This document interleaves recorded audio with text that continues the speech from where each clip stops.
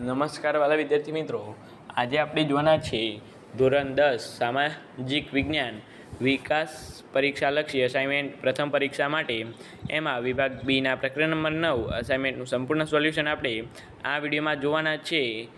પણ આપણે માત્ર અસાઇનમેન્ટનું સંપૂર્ણ સોલ્યુશન તો આપણી યુટ્યુબ ચેનલ પર જોવા મળશે, પરંતુ મિત્રો અહીં આપણે માત્ર વિભાગ બીના પ્રકરણ નંબર 9નું જ સોલ્યુશન જોવાના છીએ. તો અહીં આપણે પ્રકરણ નંબર 9ના 3 આઈએમપી પ્રશ્નો જોઈએ મિત્રો. તો ચાલો આપણે વિભાગ બી પ્રકરણ નંબર 9નું સોલ્યુશન નિહાળીએ. તો અહીં સૌપ્રથમ છે રાષ્ટ્રીય ઉદ્યાન એટલે શું? તો અહીં મિત્રો તેનો જવાબ છે કુદરતી વનસ્પતિ, વન્યજીવો, કુદરતી સૌંદર્યના સ્થળો તેમજ મહત્ત્વના રાષ્ટ્રીય સ્થળોની જાળવણી માટે સુરક્ષિત વિસ્તારોને રાષ્ટ્રીય ઉદ્યાન કહેવાય છે. તે અભયારણ્યની સરખામણીએ વધારે સુરક્ષિત હોય છે. તેમાં એકથી વધારે પારિસ્થિતિક તંત્ર સમાવિષ્ટ હોય છે. તેમાં પાલતુ પશુઓને ચારવા પર પ્રતિબિંબ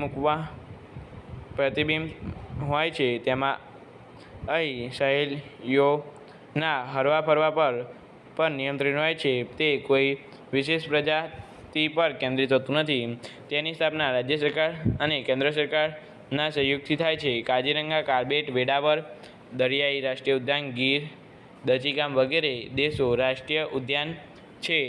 ત્યાર પછી આગળ જોઈએ આપણે તો ક્વેશ્ચન નંબર 2 છે જૈવ આરક્ષિત ક્ષેત્ર એટલે શું? તો જૈવ આરક્ષિત ક્ષેત્ર એટલે ક્ષેત્રની રચના રાષ્ટ્રીય માપદંડો મુજબ કરવામાં આવી હતી. તેનો મુખ્ય હેતુ તે ક્ષેત્રની પ્રાકૃતિક અને સાંસ્કૃતિક વિવિધતાઓનું રક્ષણ કરવાનો છે. આ ઉપરાંત ત્યાં થતી વનસ્પતિ, જીવજંતુ, જમીન તેમજ ત્યાં વસતા માનવ સમુદાયની જીવનશૈલીનું એક રક્ષણ કરવામાં આવે છે. અહીં જૈવ વિવિધતા વિશે સંશોધનો અને પ્રશિક્ષણ માટે સુવિધાઓ પૂરી પાડવામાં આવી છે. જૈવ આરક્ષિત ક્ષેત્રમાં બહારની તમામ પ્રકારની માનવીય ગતિવિધિ પર સંપૂર્ણ પ્રતિબિંબ હોય છે.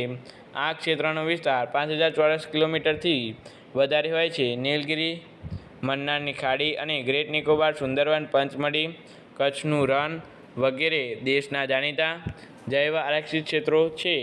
ત્યાર પછી મિત્રો આગળ જોઈએ અભયારણ્ય એટલે શું? તો અહીં તેમનો ઉત્તર છે જેમના માથે વિનાશનું જોખમ હોય એવા વન્યજીવોના સંરક્ષણ અને સંવર્ધન માટે સુરક્ષિત કરાયેલા વિસ્તારોને અભયારણ્યો કહેવાય છે.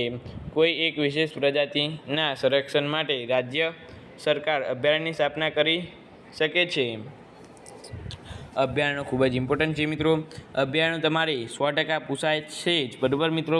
તો અહીં તેમાં ચોક્કસ મર્યાદામાં માનવ પ્રવૃત્તિઓ કરી શકાય છે. સત્તાધિકાર પાસે મંજૂરી મેળવી અહીં પાલતુ પશુઓને ચારી શકાય છે. પેરિયાવર, ચંદ્રપ્રભા, એતુનાગરમ, સરિસ્કા વગેરે દેશના જાણીતા અભયારણ્યો છે.